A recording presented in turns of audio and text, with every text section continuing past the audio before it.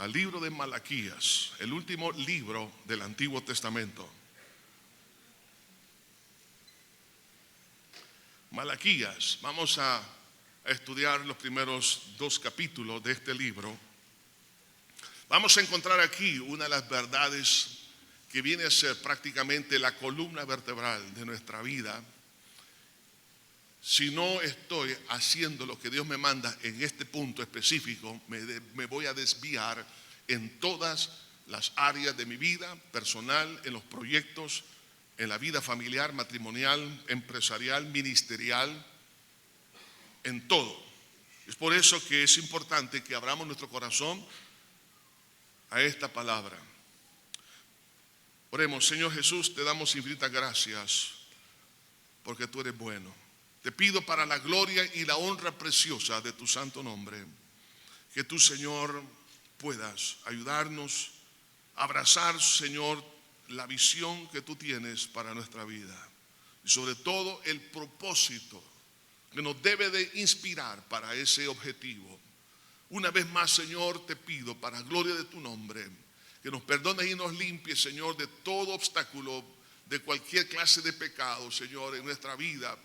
Algunos que hemos percibido y otros que no, pero que no sean más obstáculos para que tu palabra pueda caer en terreno fértil. En este momento disponemos nuestra vida a recibir el consejo de tu palabra. En el nombre de Cristo lo pedimos todo. Amén y amén. Algunas veces, platicando con los familiares de personas que han perdido un ser querido en una vela, en un entierro, me cuentan las últimas palabras de aquella persona que estaba a punto de morir, y son palabras muy importantes que quedan grabadas en el seno de la familia. Malaquías fue el último profeta del Antiguo Testamento. Es el último mensaje de Dios en aquella época. Luego se abre un paréntesis de silencio después de Malaquías, de 400 años. Esto se conoce como el período intertestamentario entre los 2 testamentos, Antiguo y Nuevo Testamento.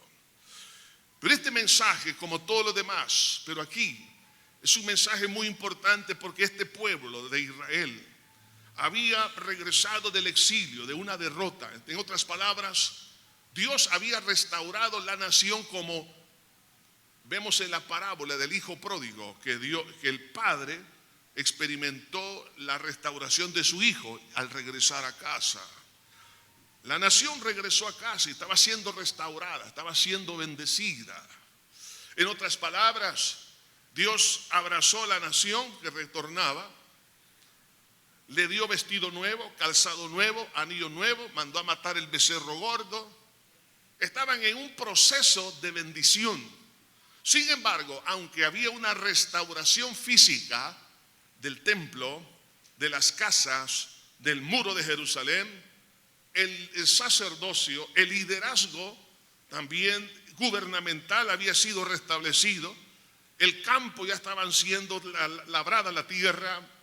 Muchas casas se restauraron, se edificaron. Estábamos hablando en un momento de bendición, así como el hijo pródigo disfrutando de una fiesta. Sin embargo, Dios vio que hacía falta restauración, no tanto física ni ministerial, sino restauración del corazón del pueblo. El Señor Jesucristo vio a muchos fariseos vestidos de blanco, muy pulcros por fuera, a lo cual Jesús, al ver el interior de ellos, dijo: sepulcros blanqueados. Hay momentos en la vida cristiana también, como fue en aquel entonces, que nosotros creemos que estamos bien por las cosas que hacemos, el servicio que prestamos, por las cosas que decimos. Sin embargo, Dios ve el corazón. Y aquí vemos una radiografía que Dios saca y se la comunica al profeta Malaquías para que éste lo diga al pueblo, de algunos parásitos espirituales que estaban dañando la prosperidad de ese pueblo y que podía en algún momento dado, a mediano o largo plazo, dañarles profundamente. Hace un par de años atrás, una de las tormentas no tan huracanadas como algunas han caído en nuestro país, pero fue una tormenta fuerte. Recuerdo que oímos como que un rayo había caído y me encontraba en mi oficina. Después de la tormenta fui a ver el estacionamiento y casi le cae un árbol de eucalipto a un vehículo.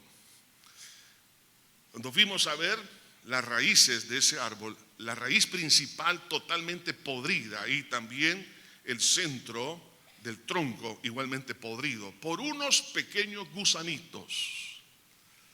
Así también sucede en la vida. Hay ciertas cosas que aparentan fortalezas, pero por dentro hay algunos parásitos que están, hermanos, dañando, socavando los cimientos. Y con algunas tormentas en la vida se va a evidenciar el problema interno que existía. Por eso, hermanos, quiero hablarles en esta hora sobre los parásitos espirituales. Necesitan ser purgados de la iglesia. Hoy solamente voy a mencionar uno de ellos. La próxima oportunidad que voy a predicar, voy a hablar de la segunda parte de este mensaje, pero voy a hablar de uno de estos parásitos, que este primer parásito es casi imperceptible. Yo sé que cuando hablamos de estos problemas, podemos identificar o se vienen a nuestra mente algunos de ellos. Sin embargo, el que les voy a mencionar parece que no es así, pero es prácticamente la madre de todos los parásitos, de la cual ellos se alimentan. Es el no vivir para la gloria de Dios. Este es uno de los graves problemas dentro del pueblo de Dios. No solamente en aquella época, sino hoy en día. ¿Por qué? Porque la vanagloria, la vanidad, la cual antes usted estaba acostumbrado, no la ha dejado. Todo quiere ahora en Cristo Jesús también que se le aplauda, que se le reconozca el egoísmo, el egocentrismo. Ese fue el pecado de aquel querubín hermoso en el cielo. Dice la Biblia que quiso ser igual a Dios, se sentó al lado del trono de Dios. No estamos hablando que Satanás fue derribado, destronado por borracho, por adúltero, por traficante de drogas o por asesino, no, sino porque la vanagloria le llenó su corazón y prácticamente quería darle golpe de estado a Dios. Entonces esas cosas también están presentes y no las vemos tan horribles y pecaminosas como puede ser un asesinato. Hermanos, quiero decirles que el no vivir para la gloria de Dios significa que yo estoy viviendo para mi propia gloria. No podemos quedar al margen. Si no vivo para la gloria de Dios, entonces estoy viviendo para exaltarme a mí mismo, y eso trae corrupción, así como sucedió en ese ser angelical. Trajo corrupción de tal manera que se convierte en Satanás y diablo, es decir, adversario de Dios. ¿Cómo es posible que alguien dentro del cuerpo de Cristo se convierta en una célula cancerosa del cuerpo de Cristo? Es porque se convierte prácticamente en un anticristo dentro del cuerpo de Cristo, porque la vanagloria, la soberbia llenó su corazón. Ahora, ¿cómo es que este pueblo, después de un proceso de misericordia, habiendo estado en el exilio, Dios lo restaura, le devuelve su país, su ciudad de Jerusalén, y tantas bendiciones? Sin embargo, el corazón de ellos rápidamente entró en descomposición. Y esa descomposición es porque ellos tomaron una decisión: no vivir para el propósito con el cual Dios los había levantado. Dios levantó a la nación hebrea con el propósito de sacar a luz la verdad. A usted y a mí, Dios nos salvó, nos ha perdonado con el propósito de vivir para la gloria y la honra de Dios, dice la palabra de Dios. Entonces, si yo no entiendo ese propósito, entonces voy a tomar decisiones equivocadas. De ahí que lo que acontece dentro de esta nación, en primer lugar, al no vivir para la gloria de Dios, es porque se alimentó por la ceguera espiritual sobre el amor de Dios. Ellos empezaron a quejarse capítulo 1, versículo 1, dice así: profecía de la palabra de Jehová contra Israel por medio de Malaquías. Yo os he amado, dice Jehová. Aquí Dios está declarando que Él ama a su pueblo, así como Dios le ama a usted y a mí. Y dijisteis: ¿en qué nos amaste? ¿Cómo es posible que nosotros podamos contradecir lo que Dios dice o lo que Dios hace por nosotros? O sea que aquí hay duda acerca del amor de Dios. ¿No era Esaú hermano de Jacob, dice Jehová, y amé a Jacob, y a Esaú aborrecí y convertí sus montes en desolación y abandoné su heredad para los chacales del desierto? Hay personas que, como en aquel entonces, quieren medir el amor de Dios de acuerdo a lo que Dios le otorgue, dependiendo de sus caprichos, y creen que Dios ya no los ama porque no contesta lo que quieren. Algunos jóvenes, por ejemplo, si Dios no le concede a Marita como futura esposa, y si no es posible que eso ocurra, entonces Dios no me ama. Algunos creen que si Dios no sana sus dolencias es porque creen que Dios ya no los ama. Algunos dudan del amor de Dios por muchas otras razones. Especialmente hoy en día, porque la doctrina de la prosperidad ha vendido un evangelio que no es el evangelio de Jesús. Es una manipulación, es una aberración, es una torcedura de la palabra de Dios, donde se le ofrece al cristiano una burbuja de éxito, donde la persona no es vulnerable ante los ataques y las dificultades de la vida. Eso no es cierto. Jesús dijo: en el mundo tendréis aflicción, mas confiad, yo he vencido el mundo. Ese versículo no les gusta, porque ellos creen que como hijos, como hijas, no les debe pasar nada. ¿Qué pasa cuando viene un problema, una dificultad? Entonces Dios no me ama. O algunos empiezan a tener dudas acerca si son hijos de Dios, o que Dios no los ha perdonado, o están purgando alguna de sus faltas. Ese tipo de conflictos, y sobre todo la duda que Dios los ama, eso los lleva a ¿qué cosa? A no evaluar su salvación. Por eso Dios pone aquí el caso de Esaú y de Jacob. ¿Por qué Dios amó a Jacob? Porque Dios vio que Jacob, él apreció, valorizó a Dios y el ministerio al querer la primogenitura. Y Esaú, al aborrecer o vender la primogenitura, estaba aborreciendo a Dios y el servicio. Y Dios dice: yo escogí a Jacob. ¿Por qué? Porque el amor de Jacob hacia Dios trajo la elección y lo llevó a la experiencia de la salvación. Usted y yo, hermanos, lo único que podemos tomar como, como verdad fundamental de que Dios le ama a usted y me ama a mí, es que somos salvos en Cristo Jesús. No hay mayor amor que el que Dios expresó en la cruz del Calvario. Entonces, si somos salvos, es porque Dios nos ama. No depende de los pequeños detalles que algunas veces nosotros queremos incluirlos como señal inequívoca del amor de Dios. No, lo que Dios les está diciendo, que el amor de Dios que ellos no han percibido de su elección o salvación por medio de la fe. Entonces, si usted y yo como cristianos no percibo que Dios me ama porque tengo la salvación, y uno dice: pero ¿por qué estoy enfermo? ¿Por qué estoy pasando estas dificultades financieras? ¿Por qué tengo estos problemas familiares? ¿Por qué tengo estos problemas laborales? ¿Por qué de tanta violencia y maldad en el mundo? ¿Por qué tanta injusticia? Hermanos, la demostración es esta, como Dios le está diciendo: mi demostración de amor es que yo te he escogido, yo te he llevado a la salvación. Entonces, si yo entiendo esa verdad, eso me debe dar, hermanos, solidez en mis convicciones cristianas. Pero este pueblo empezó a dudar, y entonces Dios dice: bueno, no han ustedes entendido la elección, la salvación, y tampoco el amor de Dios no lo han percibido por la protección que Dios les había dado. Versículo 3 al 5 dice: y a Esaú aborrecí, convertí sus montes en desolación y abandoné su heredad para los chacales del desierto. En otras palabras, a Esaú no se le dio absolutamente nada, sino que vino la calamidad. Nos está hablando metafóricamente también acerca de la pérdida de la gran oportunidad de la salvación.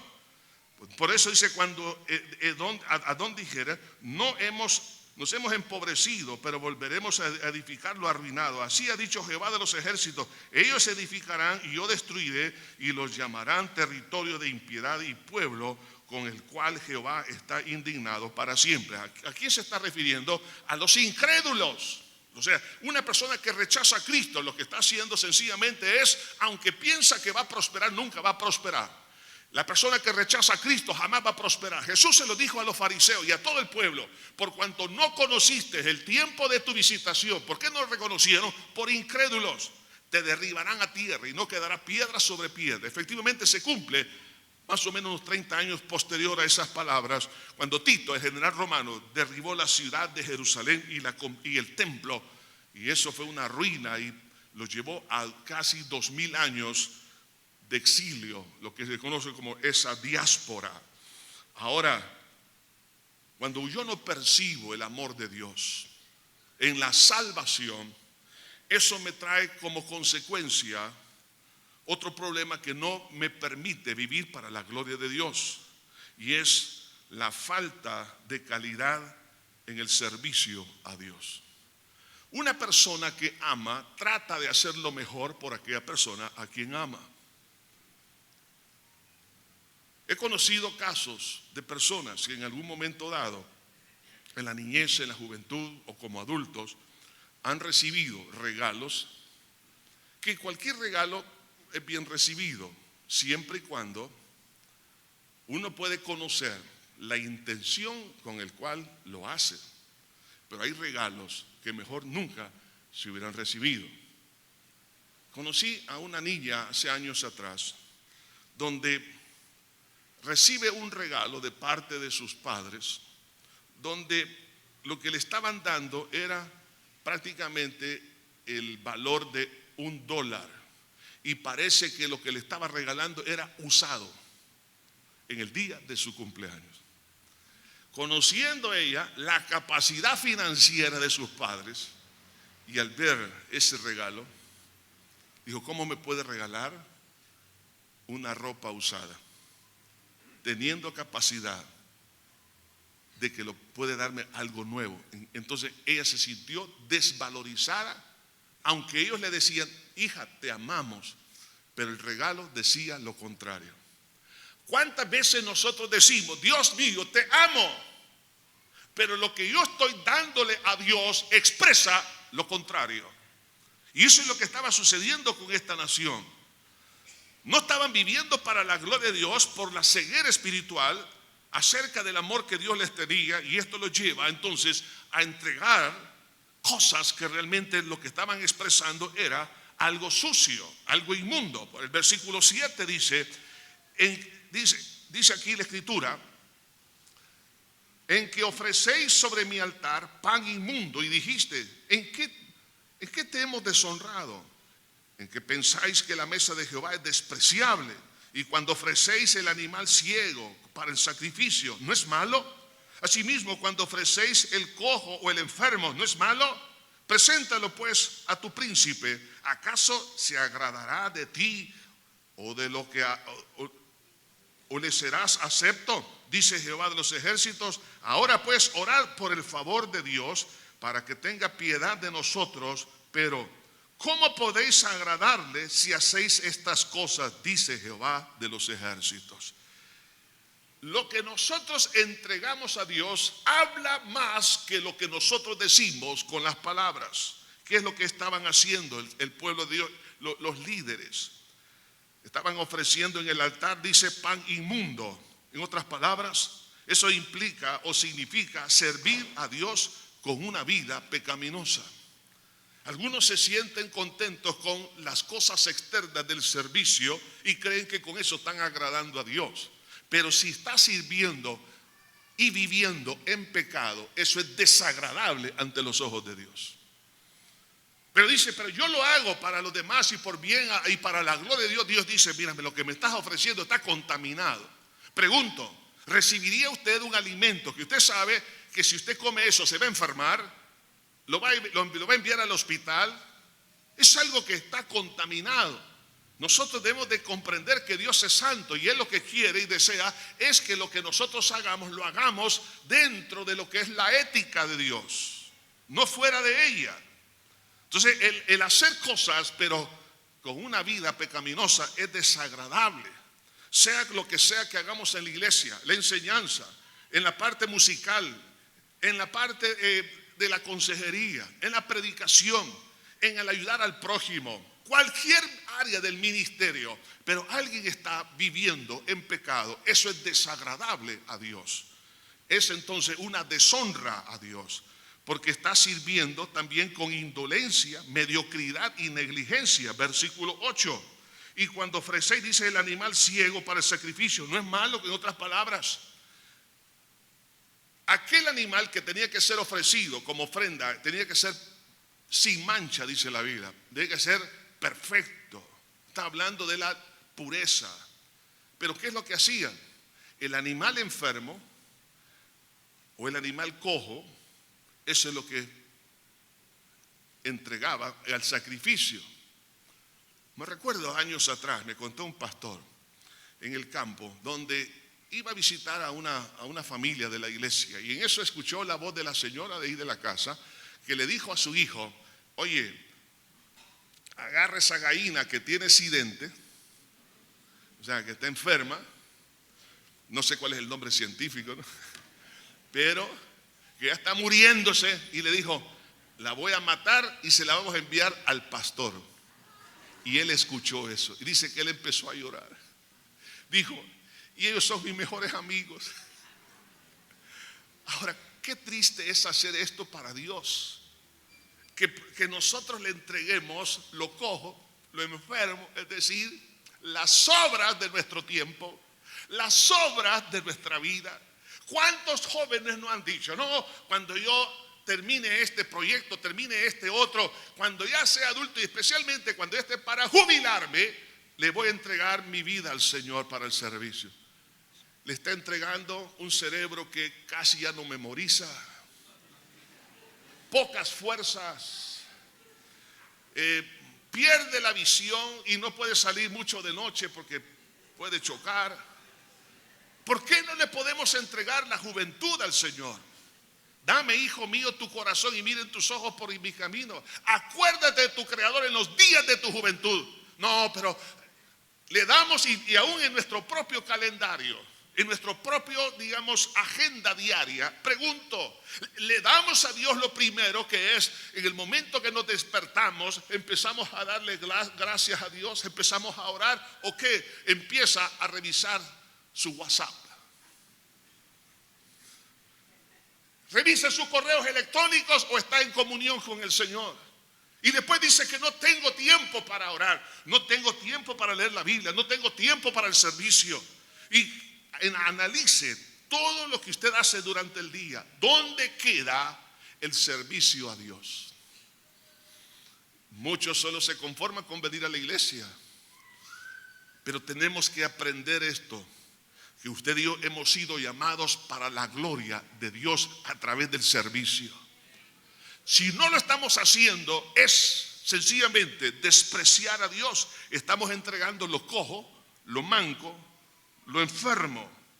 En otras palabras, ahí estoy expresando indolencia, mediocridad y negligencia. Si usted hace estas tres cosas en una empresa, lo despiden inmediatamente. Dele gracias a Dios que Dios no nos ha despedido a todos nosotros del cuerpo de Cristo. Él es demasiado bueno. Si yo fuera Dios, yo sería el primero que me despediría. Y a los demás también. Pero Dios es tan paciente, pero no tenemos por qué aprovecharnos de su misericordia. ¿Por qué? Es que Él es Dios y merece lo que a Dios le pertenece. Dar a Dios lo que es de Dios y al César lo que es del César. Entonces tengo que aprender a valorizar a Dios.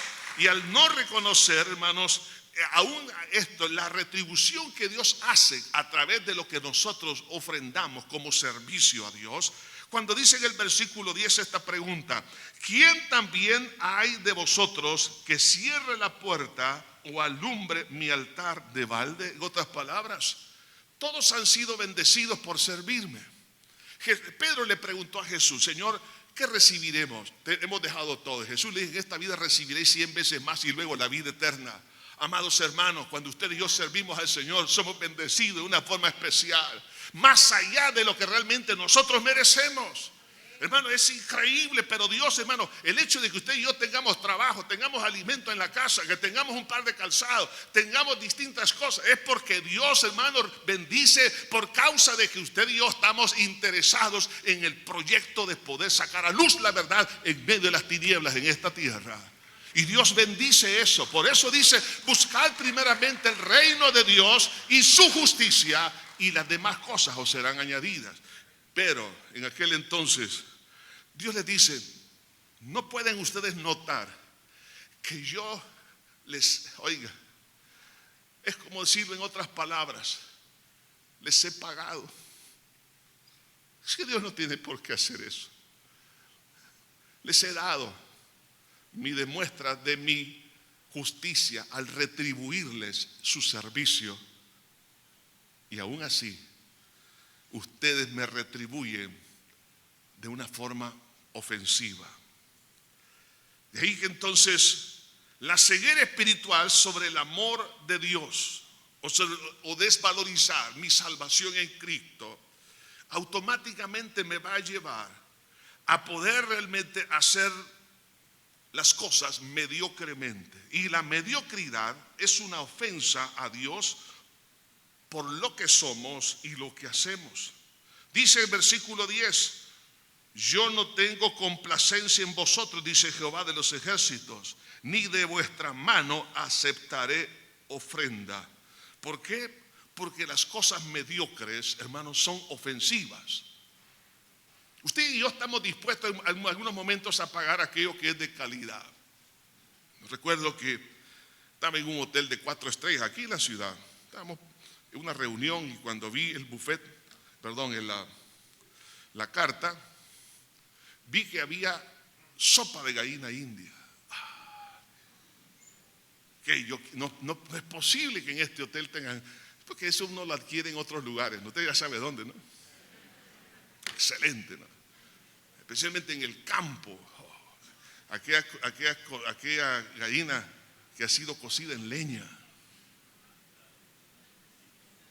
y ahí tiene un montón de cositas que saben ponerle en el campo, ¿no? Y después aquella gallina le empiezan a adorar en las brasas, ¿eh? Bueno, mejor no les cuento más. Entonces ese era mi cuadro cuando me llevan la sopa en el hotel de 4 estrellas. Yo dije: ¿qué es esto?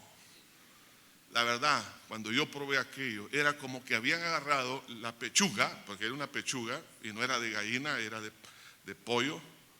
Le echaron agua hirviendo y le pusieron 3 rodajitas de cebolla picada, no sé qué cosa ahí. El sabor no tenía sabor a nada.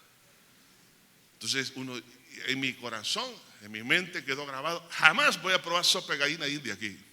Algunos pierden, los clientes, porque no están haciendo las cosas en excelencia. Lo mismo, hermanos, en el caso de la vida cristiana y en el servicio.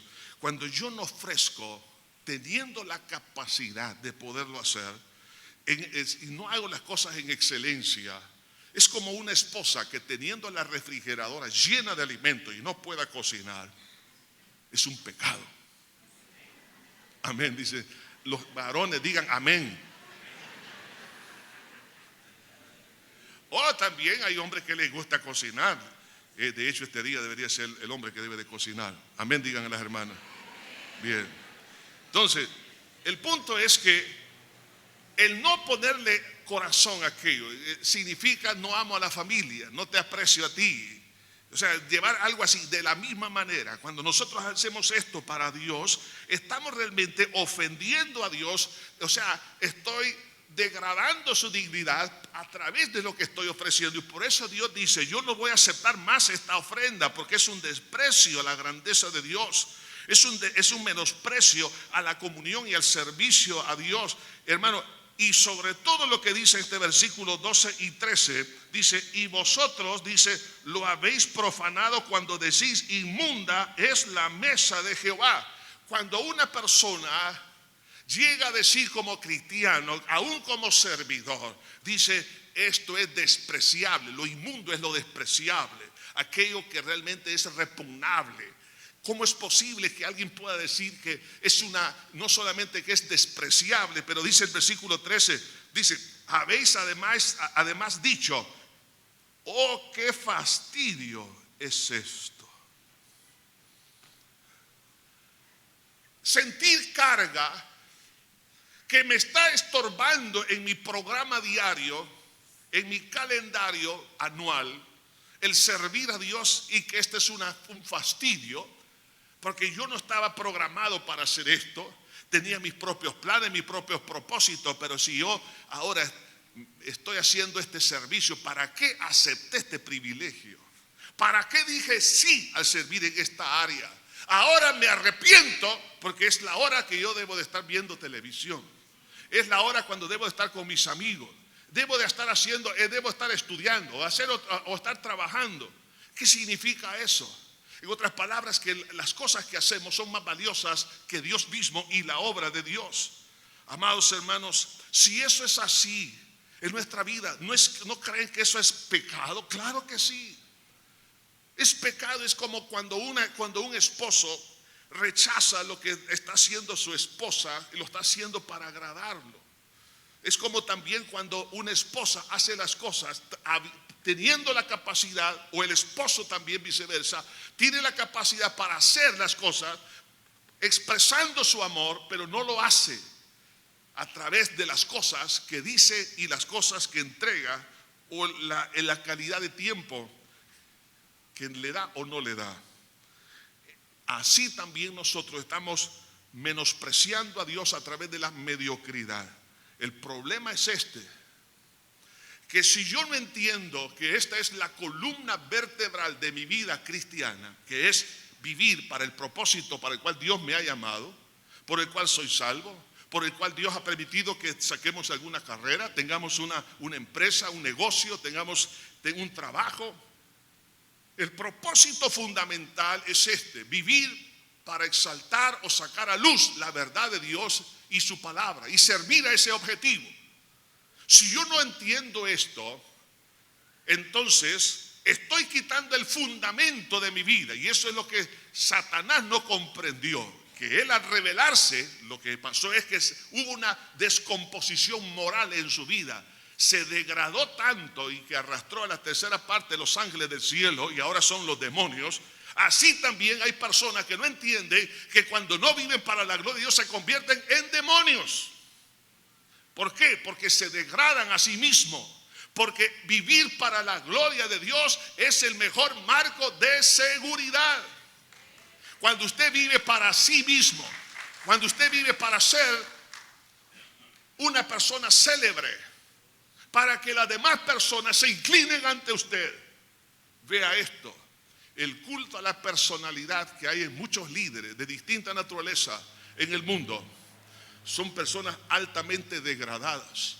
Ahí se levantan los dictadores, ahí se levantan los déspotas, ahí están los criminales, ahí están las personas que violan los derechos humanos, ahí está la persona. ¿Por qué? Porque no les importa a nadie. Cuando un esposo cree que él es el que debe de ser adorado en su casa, que su esposa y que sus hijos le hagan la venia y que todos se rindan y se postren delante de él, aunque no lo diga de esta manera, pero a través de sus acciones, lo que hace es oprimir y esclavizar a los demás. Y quieren que todos se sujeten incondicionalmente a este dictador, llamado el papá o el esposo. Lo que sucede es que ese hombre se degrada. Es ahí donde entonces vienen los hombres que golpean a las esposas, dañan a sus hijos, son irresponsables en todo, y ocurre una serie de descomposición moral tan terrible que hacen daño a las personas que les rodean. Eso se conoce en la Biblia como maldición. Dice en el versículo 14, maldito el que engaña El que teniendo machos en su rebaño, promete y sacrifica a Jehová lo dañado. Tiene la capacidad de ¿qué cosa? De honrar a Dios, pero elige deshonrar a Dios. Le trae como consecuencia maldición. ¿Y cómo percibía aquel entonces el pueblo la palabra maldición? Sencillamente como una sentencia de destrucción. Eso es lo que significa en esencia la etimología de esta palabra hebrea. Sentencia de destrucción. No solamente en la persona, sino en lo que Dios le había entregado. ¿Qué es lo que Dios había entregado a la nación de Israel en este momento? La oportunidad de volver a su país, la oportunidad de restablecer el templo, la oportunidad de tener casa, la oportunidad de poner un marco de seguridad a través de los muros, la oportunidad de labrar la tierra, de volver a ser una nación fuerte. Sin embargo, Dios le dice, si tú no corriges esto, maldición hay sobre tu vida. Pregunto, si usted y yo no estamos viviendo con este objetivo para la gloria de Dios, si su empresa, sus negocios, tus estudios, tu noviazgo no tiene este objetivo, vivir para exaltar a Dios, en otras palabras, poner a Dios en alto. Hermanos, escojamos mejor ser como aquel pollino hijo de asna, en el cual Jesús lo montó para entrar a Jerusalén, cuando los apóstoles le pusieron los mantos. Piense, los 12 mantos que le pusieron a ese pollino, era como un bulto, como una que iba caminando. No se veía el asno. Cuando Jesús entra, el burro nunca dijo, muchas gracias señores, muchas gracias señores. No, la gloria es para que iba arriba. Usted y yo somos llamados como el pollino hijo de asna, a hacer que Cristo sea glorificado en las naciones, que su verdad surja. Pero hoy en día el problema es que escogemos el ministerio, escogemos la iglesia, escogemos lo que Dios nos da en los negocios, en el trabajo. ¿Para qué? Para, hermanos, saludar con sombrero ajeno. Si Dios lo ha sanado, es porque Él merece la gloria. Si Dios le ha prosperado económicamente, es porque Dios lo hizo. No fue su inteligencia, fue la gracia de Dios. Si Dios le ha dado una linda familia, no es porque usted sea un buen padre, un excelente esposo. No, es porque Dios ha sido bueno y se lo ha entregado. Hermano, cuando Dios nos da todas estas cosas, es para su gloria.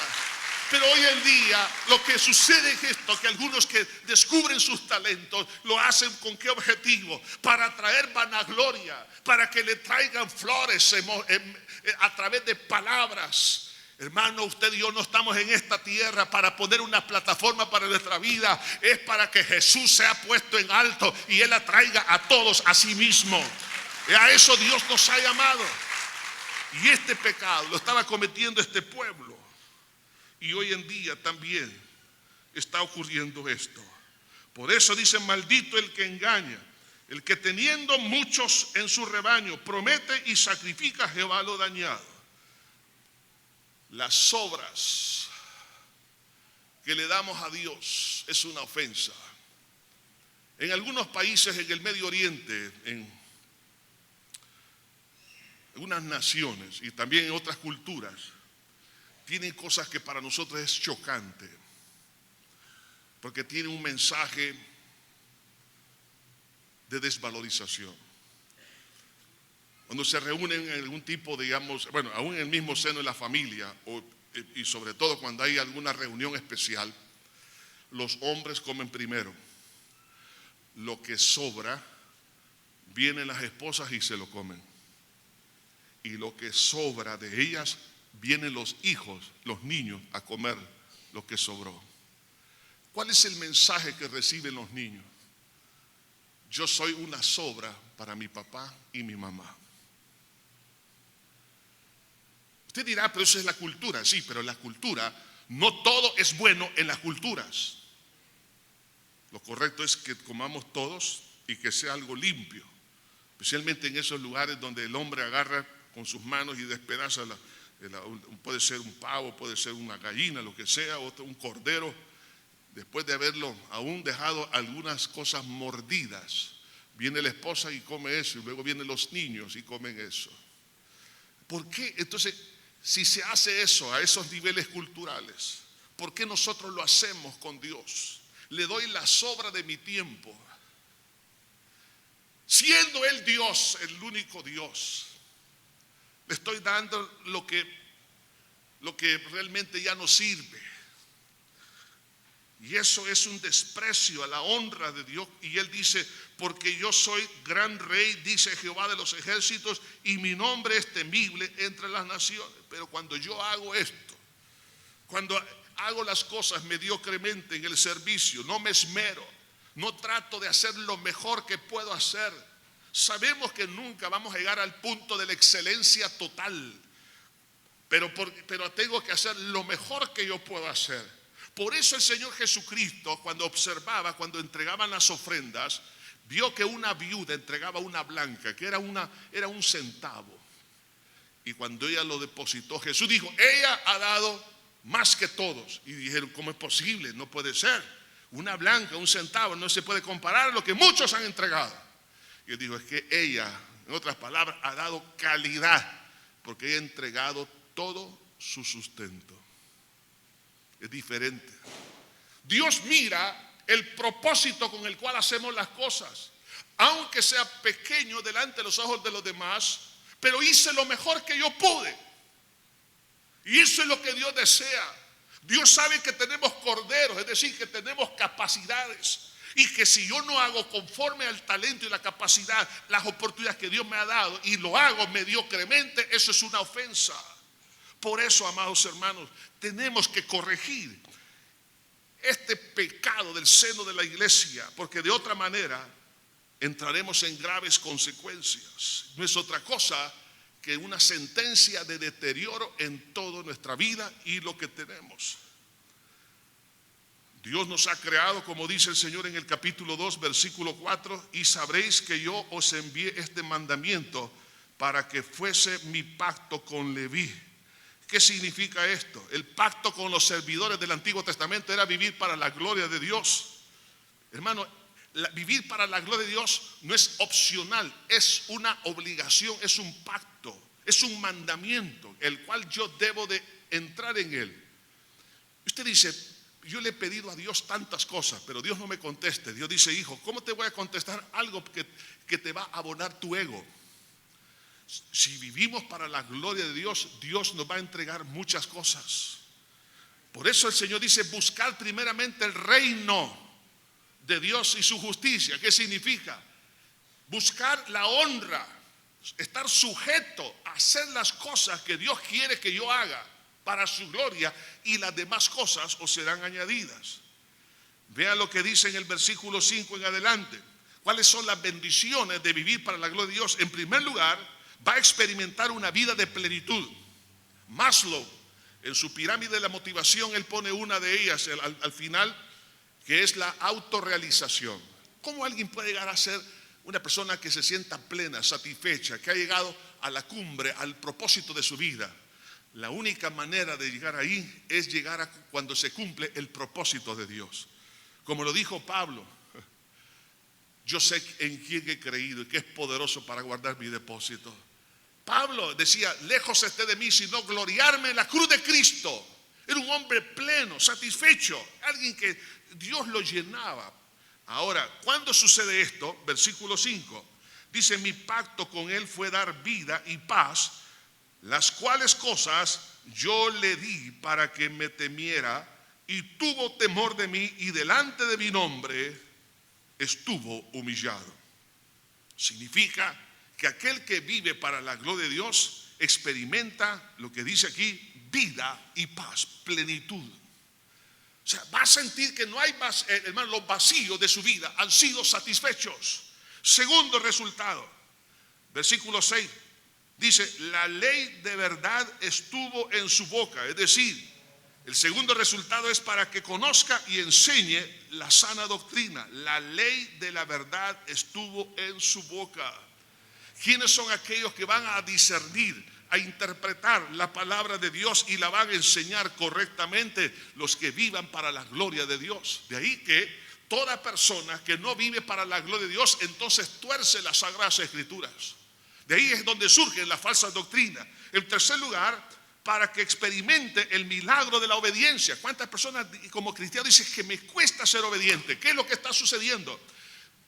El problema es la raíz, que no está viviendo para la gloria de Dios. Por eso dice aquí el versículo siguiente, dice, e iniquidad, dice, no fue hallada en sus labios, en paz y en justicia anduvo conmigo, en justicia anduvo conmigo. Nos está hablando aquí experimentar el milagro de la rectitud. ¿Cómo puede un cristiano vivir rectamente? Primero decida vivir para la gloria de Dios. Y Dios va a enderezar aquello que usted y yo no podemos enderezar. Dios se va a encargar que lo cojo, hermano, lo torcido, vuelva al camino. Pero ¿cómo sucede esto?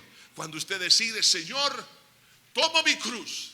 Ya no quiero vivir para mí, sino para darte gloria, Señor. Ya no quiero atraer la atención a mí, ya no quiero ser un egoísta, quiero vivir para tu gloria. Entonces Dios, usted se va a dar cuenta que algo va a ocurrir en el camino. Va a empezar a caminar en obediencia, como un efecto de vivir para Dios. En cuarto lugar, cuarto resultado, va a tener autoridad sobre el pecador para apartarlo del mal camino. Usted va a ser una persona que va a ayudar a muchos. Por eso dice el versículo 6, y muchos hizo apartar de la iniquidad. La autoridad que usted va a manejar sobre aquellas personas para que se enderecen su vida, para ayudar a muchas personas, eso será como un efecto de estar viviendo para la gloria de Dios. Usted no va a necesitar pedir cuotas de autoridad, ya la tiene al vivir para la gloria de Dios. Entonces usted va a ayudar a que otros se aparten de la iniquidad. En quinto lugar, otro resultado importante, usted va a ser un mensajero eficaz de la palabra de Dios. Versículo 7. Porque los labios del sacerdote han de guardar la sabiduría, y de su boca el pueblo buscará la ley. Oiga, o sea, la gente cuando le escuche a usted va a querer estar escuchando porque usted tiene palabra de Dios. Será un mensajero eficaz de la palabra de Dios. Y dice, y de su boca el pueblo buscará la ley. Usted no va a necesitar hacer propaganda de su persona. Usted lo que va a pasar es que las personas van a querer estar escuchando porque usted tiene palabra de Dios ahí. Pero ese es el resultado de qué cosa? De vivir para la gloria del Señor. Y eso va a ser por gracia, por misericordia. Pero por el otro lado, ¿cuáles serían las consecuencias de no servir para glorificar a Dios?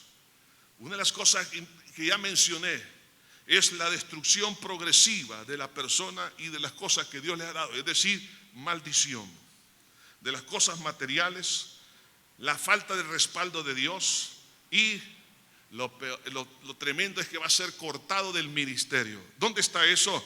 Capítulo 2, versículo 3 dice, he aquí yo os dañaré la sementera, es decir, la consecuencia es que lo que yo tengo como esperanza para poder producir el día de mañana, sea esto semilla, sea esto talento, sea una empresa, sea un capital, dice yo lo destruiré. Segundo, siempre el versículo 3, la segunda parte, y os echaré al rostro el estiércol de vuestros animales sacrificados, lo cual significa falta de respaldo de Dios. Dios no lo va a respaldar en nada, y además, y seréis arrojados juntamente con él, es decir, ser cortado del servicio de Dios. Así que es importante entonces vivir para la gloria de Dios, porque no solamente trae destrucción progresiva y de las cosas no solo que tenemos sino de nuestra persona, sino que en segundo lugar otra consecuencia negativa es desviar a las personas de la sana doctrina. Dice el versículo 8, mas vosotros os habéis apartado del camino, habéis hecho tropezar a muchos en la ley. ¿Cuántos han enseñado y han predicado, pero han desviado al pueblo por lo que dicen? Pero la Biblia no lo dice. ¿Por qué? Porque la persona que vive para sí mismo y no para la gloria de Dios interpreta la Biblia conforme a su concupiscencia y no conforme a la iluminación del Espíritu Santo, y desvía a los creyentes de la sana doctrina. Entonces vemos que los falsos maestros ahí es donde surgen. En tercer lugar, versículo 8 dice: y habéis corrompido el pacto de Leví, dice Jehová de los ejércitos. Es decir, va a desviar el propósito de los servidores de Dios. O sea, que va a orientar al pueblo a otro camino, a otro objetivo, que no es el vivir para la gloria de Dios. Además de eso, va a haber un descrédito personal, versículo 9. Por tanto, yo también os he hecho viles y bajos ante todo el pueblo.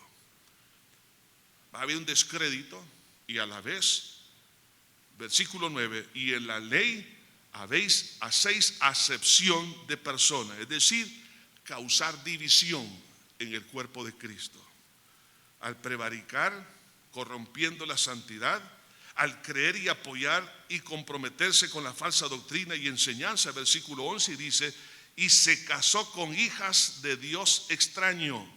Vea esto, en otras palabras, hizo un sincretismo doctrinal, y lo peor de esto, que lo lleva a la apostasía. Versículo 12: Jehová cortará de las tiendas de Jacob al hombre que hiciere esto, al que vela y al que responde, y al que ofrece ofrenda a Jehová de los ejércitos.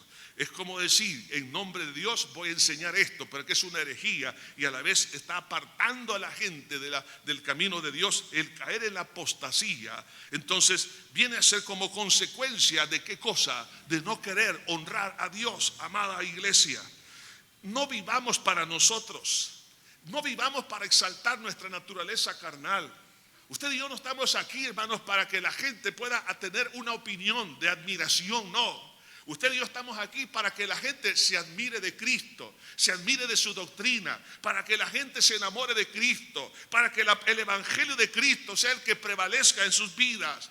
Si Dios nos permite, hermano, la oportunidad de vivir para la gloria y la honra del Señor, Señor nos va a preservar y nos va a guardar de tener una maldición que nos pueda destruir nuestra vida y lo que Dios nos ha dado. Nos va a guardar de desviar a otra gente de la sana doctrina. Nos va a guardar de desviar a otra persona cambiándole el rumbo y el propósito de su vida. Nos va a guardar de ser desacreditados. Nos va a guardar de dividir el cuerpo de Cristo y llevar a gente al infierno.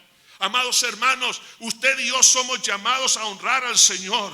Ese parásito tiene que ser eliminado del seno de la iglesia, del seno del corazón de cada uno de nosotros. Pensemos, mire, cuando usted ve una fotografía que le acaban de tomar, dígame sinceramente, ¿dónde pone su mirada?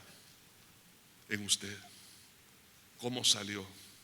Y siempre estamos pensando eso. ¿Cómo salí? ¿Cómo me ven los demás?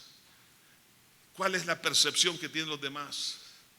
Así actuamos en muchas áreas, en los estudios, en el progreso financiero, en la autoridad que se tiene en alguna posición o en cualquier otra área, aún en el desarrollo ministerial. Hermanos, nosotros no estamos aquí para exaltarnos a nosotros, estamos aquí para exaltar al Señor. Dios ha tenido misericordia, nos ha perdonado, nos ha limpiado. Entonces, hermano, el hijo pródigo no es no es la figura central, es el padre el que es la figura central. El hijo pródigo, al ser restaurado, es para honrar al padre, no es para honrarse a sí mismo. Esa es una vergüenza, el poder honrarse a sí mismo cuando estaba perdido, hizo lo impensable. Pero el poder honrar al Padre, decir, es que yo estoy aquí porque el Padre es bueno, porque Él me amó, Él me ha perdonado, me ha limpiado, ha tenido misericordia de mí. La autoridad que tengo, no la tengo por mí, mi Padre me la entregó. Las vestiduras limpias y santas que cual estoy viviendo en santidad delante de los ojos de Dios, es porque Dios es bueno. Si usted y yo entendemos esto, entonces veremos la gloria de Dios sobre la faz de la tierra. Y la vida de la iglesia, la vida de cada cristiano será diferente. Dice la Biblia, yo honro a los que me honran. Y Dios, hermanos, levantará cabeza en su vida. Ese parásito de la vanidad hay que sacarlo. Hagamos una evaluación. ¿Estoy viviendo para la gloria de Dios o para la gloria personal? Oremos. Buen Padre, te pedimos perdón, porque la verdad, Señor, si viviéramos para la gloria de tu nombre, lo que ofrezco a ti sería lo mejor de lo mejor, pero no es así. Me da vergüenza, Señor, el no hacerlo. Perdona, Jesús, porque tú eres Rey soberano, grande, maravilloso. Señor, perdónanos por deshonrarte, al darte las obras de nuestro tiempo, las obras de nuestra vida. Hacemos las cosas por hacerlas, pero no le ponemos corazón. Hay indolencia, hay negligencia, hay mediocridad en nuestra vida, Señor. Nos arrepentimos delante de ti. Dame la oportunidad, Señor, de poder honrarte como tú te lo mereces. Quiero hacerlo. Atráeme y en pos de ti correré, Señor. Santifícanos en este día. Perdónanos. Porque en muchos lugares algunos lo que quieren es una plataforma para su vanidad, para el desarrollo de sus talentos y oportunidades, para obtener algún tipo de ganancia, no necesariamente material, aunque algunas veces sucede eso, pero una ganancia de la opinión pública, de autoridad, de poder. Señor, perdona. Perdona, Señor Jesús, porque aquel que vive para tu gloria no venderá la verdad jamás. Jamás venderá la primogenitura como lo hizo Esaú. Jamás venderá a Jesús por 30 piezas de plata. Señor, guarda la iglesia del pecado de Judas. Perdona, Señor, porque muchos van en camino a convertirse en un Judas a mediano y a largo plazo. Y este día, Señor, trae convicción a tu iglesia. Gracias por tu misericordia en Cristo Jesús. Amén y amén.